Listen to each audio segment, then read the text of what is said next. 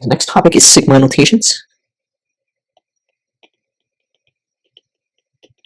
So the summations is, so you have f of x sub k times delta x for k, let's say going from 1 to capital N. So some explanations here.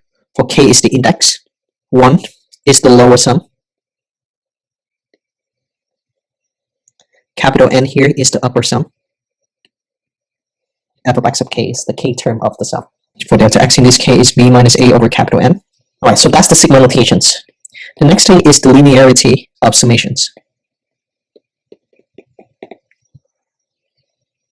The first formula I would like to give you is that if you have some constant multiple c multiplied with a sub k for k going from m to capital N,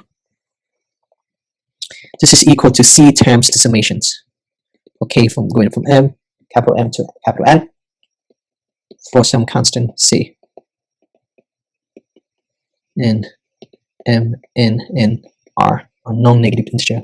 So non-negative integer, that means 0, 1, 2, 3, 4, 5, and so on. Instead, start with 1. If I start with k at 1 equal to n, I have c times a1 plus c times a2 plus c times a3 plus dot dot dot plus c times a sub n minus 1 plus c times a sub n. So what you can do for these summations or these additions is that you can take c as the common factor. Pull the c in front, and you're left with a1 plus a2 plus a3 plus a sub n minus 1 plus a sub n. Or c times, right, so everything inside the parenthesis can write as the sum. Sum of a sub k for k going from 1 to capital N. So the next formula is, say, the summations of k going from 1 to capital N of a sub k plus b sub k. The summations of an additions is the additions of the summations.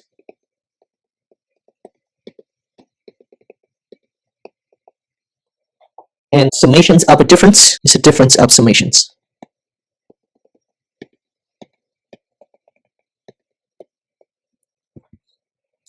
Special formula. You have the summations of a constant c for k going from 1 to capital N is equal to c times capital N. Alright, so what you can show is that summations k going from 1 to n. So you have c plus c plus c. This is n times. So therefore, you have c times n. The next few formula, I'm just going to give it to you without proving or showing anything, because in order to show that, you have to use proof by inductions. So summations of k for k going from 1 to n is equal to n times n plus 1 divided by 2. Next formula is k squared for k going from 1 to n is equal to n times n plus 1 times 2n plus 1 divided by 6.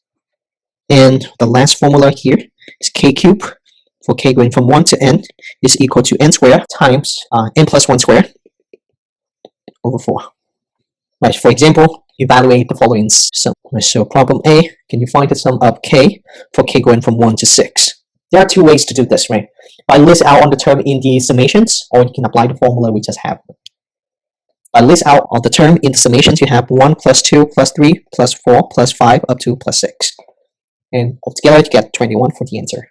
Or what you can do is you can apply the formula. Right? So k going from 1 to 6, the summations of k is n times n plus 1 divided by 2 for n is equal to 6. So that is 6 times 6 plus 1 divided by 2, or 3 times 7 is equal to 21 as well.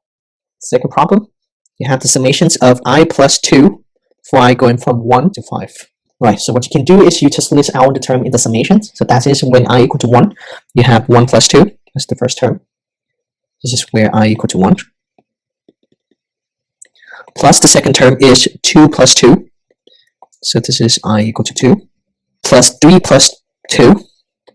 This is I equal to 3. Plus 4 plus 2. This is I equal to 4. And the last term is plus 5 plus 2. This is I equal to 5. Alright, so what did you get for the answer here? 25. So another way to do is to apply the formula. Okay, so how did you apply the formula? Or you have I plus 2 for I going from 1 to 5. You remember we have a formula earlier. The summations of an additions is addition of the summations. So we're going to rewrite the summations as summation of I for I going from 1 to 5 plus the summations of 2 for I going from 1 to 5. One more time, you can apply the formula. This is n times n plus 1 over 2 for n is equal to 5 in this case, plus c times n for c is equal to 2 and n is equal to 5, or c equal to 2 and n equal to 5. So you have 5 times 5 plus 1 divided by 2 plus 2 times 5. All right, so 5 times 6 is 30 divided by 2 is 15 plus 10 is equal to 25. So either way should be fine. Either way we should get the same answer. So what's the point of applying the formula like this? Because when you have n is equal to, let's say, 100, right, it makes more sense to apply the formula compared to just writing down all the terms and adding them together.